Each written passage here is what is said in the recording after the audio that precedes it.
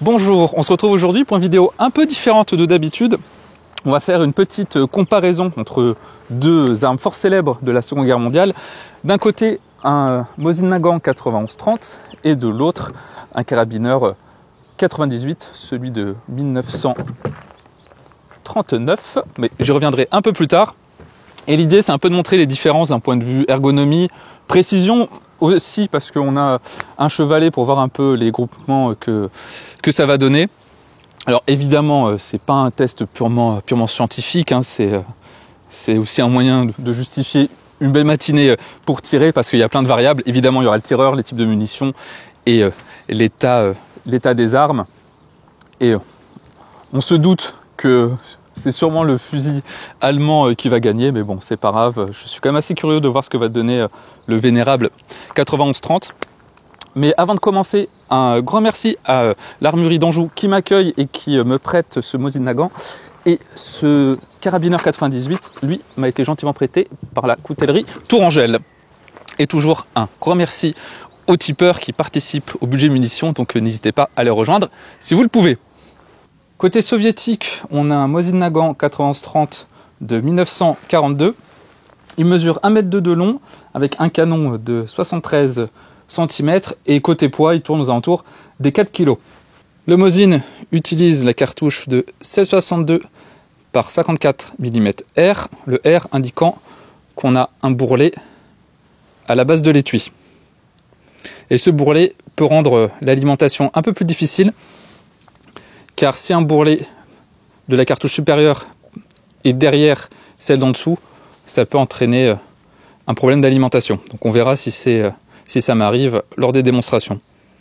Ergonomiquement, c'est un fusil à verrou somme toute assez classique. Et la sûreté est assurée au niveau du chien. Pour l'activer, on tire dessus et on le fait tourner vers la gauche, ce qui va empêcher le tir. Contrairement au carabineur, on n'a pas d'arrêtoir, ce qui fait que la culasse ne reste pas bloquée en arrière lorsque l'arme est vide. Enfin, si on veut sortir toutes les cartouches d'un coup, on a un bouton au niveau de la base du magasin, on appuie dessus et à ce moment-là, les cartouches tombent. Côté organe de visée, on a un guidon entièrement protégé, guidon relativement épais, et une hausse réglable jusqu'à 2000 mètres. L'alimentation peut se faire soit en vrac, soit en utilisant des lames chargeurs grâce à cette encoche. Enfin, le retrait de culasse sur un Mosin Nagant est très simple. Pour ce faire, on ramène la culasse en arrière, on appuie sur la détente et on peut alors retirer la culasse.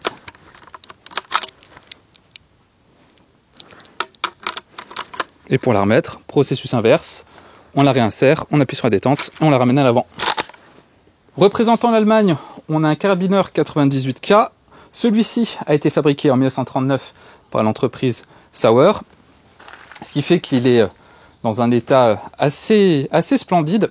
Même si les finitions pendant la guerre des carabineurs va être de moins en moins bonnes, mécaniquement ça reste des armes qui sont toujours top, et que ce soit un de 1939 ou même ceux de fin de guerre, les culasses, les canons restent quand même de très bonne qualité, même si extérieurement l'arme peut être un peu moins jolie. D'un point de vue de la longueur, il mesure 1,11 m et le canon, lui, mesure 60 cm, donc il est quand même plus court que le 91-30. Et au niveau du poids, en fait, ils sont assez similaires. Celui-ci, il pèse 3,8 kg. Et l'arme utilise le 8 mm Mauser. Et comme pour le Mosin Nagant, on peut l'alimenter également avec des lames chargeurs. Et contrairement au Mosin Nagant, on a un arrêtoir. Lors du dernier tir, la planchette va s'élever, ce qui fait qu'on ne peut plus repousser la culasse en avant. En parlant de culasse, son retrait n'est pas plus compliqué que du côté soviétique.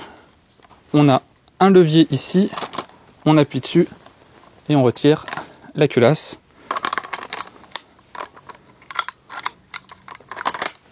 Côté organe de visée, on a un guidon de forme triangulaire à l'avant, une hausse avec un cran en V à l'arrière, hausse réglable jusqu'à 2000 mètres également. Sur ce modèle, on peut remarquer que le guidon n'est pas protégé, contrairement aux modèles qui vont lui succéder. Il y a quand même un protège-guidon, cependant en fait il est externe. C'est cette petite pièce que l'on va mettre au bout du canon.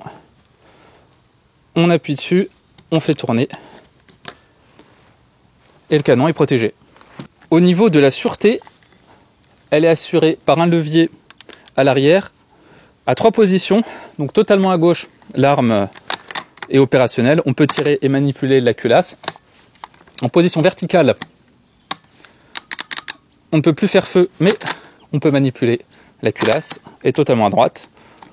On peut ni appuyer sur la détente, ni manipuler la culasse. C'est parti pour grouper le 91-30. On va le faire avec 5 cartouches, et on est à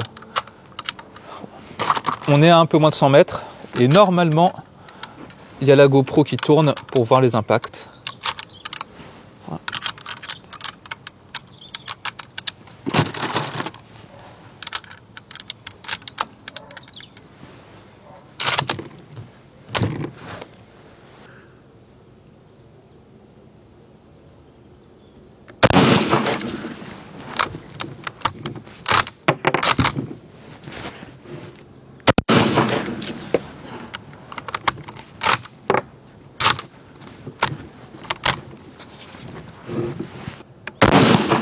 Ah, la détente est extrêmement filante, hein.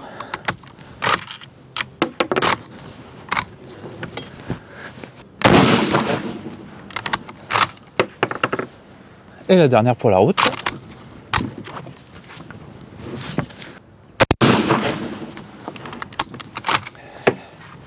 Eh ben, on va aller voir ça. Vous, normalement, vous avez déjà le résultat. Moi, je vais faire un peu de marche. Finalement, les résultats sont très honnêtes. J'avais fait rapidement un petit tir à 50 mètres, c'est à peu près les mêmes résultats. Et pour un vieux fusil, pourquoi pas? Bon, ça n'a rien à voir par rapport à un Schmidt-Rubin, mais c'est une précision qui est suffisante pour un fusil d'infanterie. Donc là, je vais tirer la PPU.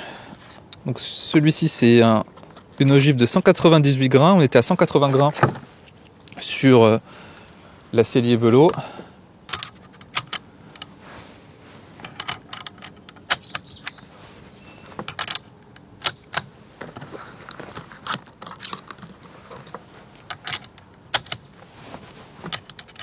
Et on va voir si on fait mieux. J'aurais jamais pensé que j'allais plus galérer avec le carabineur qu'avec le Mosin.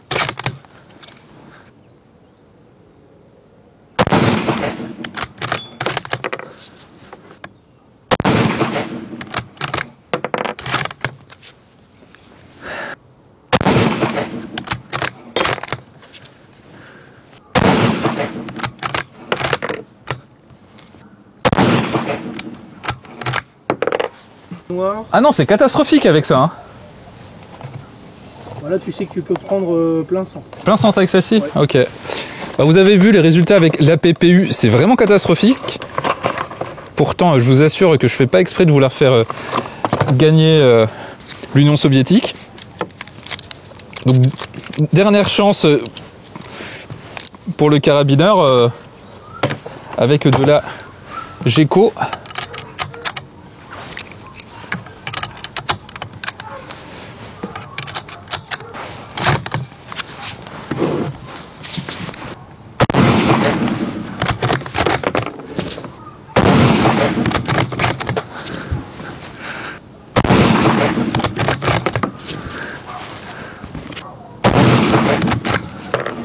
Ah non, il en reste une.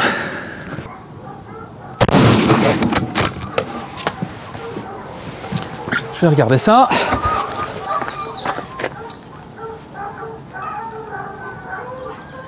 Le groupement m'a l'air mieux, mais ça reste assez haut. Je suis pas en... Ah oui. Ouais. Ah, par contre, ouais, le groupement là, ok. Ah, le groupement est bien mieux. On va faire un essai un peu plus pratique, disons ça comme ça. Donc là, je le cible à 50 mètres et on va voir un peu l'ergonomie des fusils. Je vais commencer avec le 91-30 où je mettrai peut-être un petit chrono sur la vidéo où je commence avec une arme vide. Je vais mettre 5 cartouches et je vais tirer 5 cartouches sur la C50. Bon, l'objectif c'est de la toucher, hein. Évidemment dans ces conditions je vais pas faire le meilleur groupement du monde, mais c'est pas grave. Mais juste pour voir au niveau des manipulations à quel point il y aurait une différence entre les deux. Allez, je me tais, je fais en sorte que ça rentre dans le plan et on commence.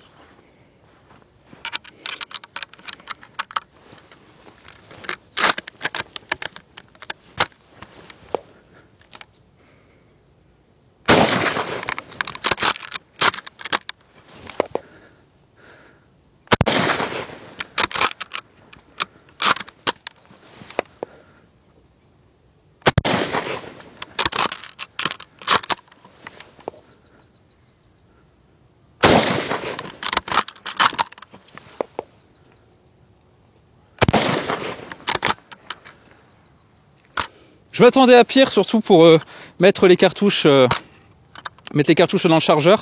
Faut bien faire gaffe au bourrelet. Par contre, c'est vrai que pour fermer la culasse, faut un peu la motiver. Ça m'a sûrement fait perdre un peu de temps au début. Et ce que j'ai fait en cible, j'en sais rien. Dès que le guidon était sur la cible, j'ai tiré. Mais bon, si les 5 y sont, c'est déjà pas mal. Même exercice avec le carabineur. D'un point de vue des manipulations, je pense que ce sera un peu plus rapide. Allez, on commence.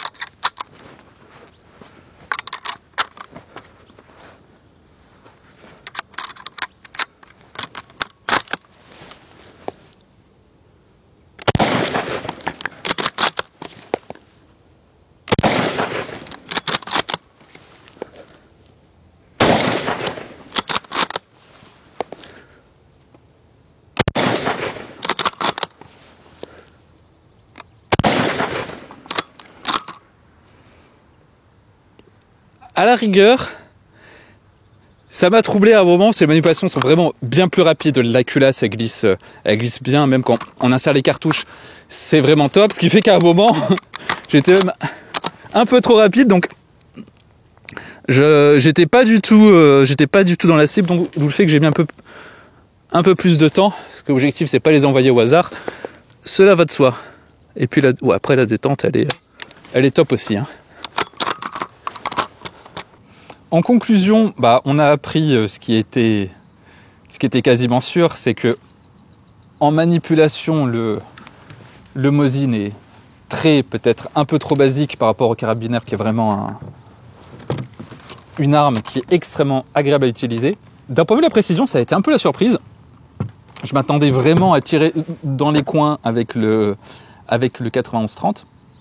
Et finalement, c'est des groupements assez correct pour un fusil d'infanterie. Ce ne sont pas des armes de précision, mais c'était somme toute assez honnête. Là où le carabineur, en fait, c'était très dépendant du type de cartouche utilisé. Donc on avait un mix de CD Bello, de PPU, la PPU très décevante d'ailleurs, et de la GECO. Et il tirait vraiment haut, ce qui fait que quand j'ai tiré un peu rapidement, je pense que je tirais au-dessus de la cible. Je réessayerai sans doute après pour vérifier. Mais ça reste une très très très très belle arme. Je suis un peu partial aux organes de visée soviétiques. J'ai un peu de mal en fait à faire la mise au point sur ce petit triangle qui sert de guidon. Et là-haut c'est vraiment un V et c'est assez petit. Peut-être que vous avez pas ce souci, mais mes yeux ont du mal à se concentrer à se concentrer sur le guidon. Là où sur le Mosin, le guidon assez épais et vertical, ça permet, je trouve, de rapidement le trouver et de le mettre en bas du visuel assez facilement. En tout cas, j'espère que cette vidéo vous aura plu. Et si vous en voulez d'autres de ce type, n'hésitez pas à le dire dans les commentaires. Donc si ce format vous plaît, je pourrais peut-être vous trouver d'autres armes de différents pays pour faire ces petits tests. Et pourquoi pas les essayer un peu plus loin avec un gong. Donc je vous invite comme d'habitude à vous abonner à la chaîne si ce n'est pas déjà fait. Et si vous le pouvez, à rejoindre le Tipeee en description. Sur ce, on se dit à bientôt pour une prochaine vidéo. Je vais refaire le test avec le carabineur, vu qu'en fait j'ai tiré beaucoup trop haut. Et puis j'ai encore quelques cartouches à griller. Allez, c'est parti.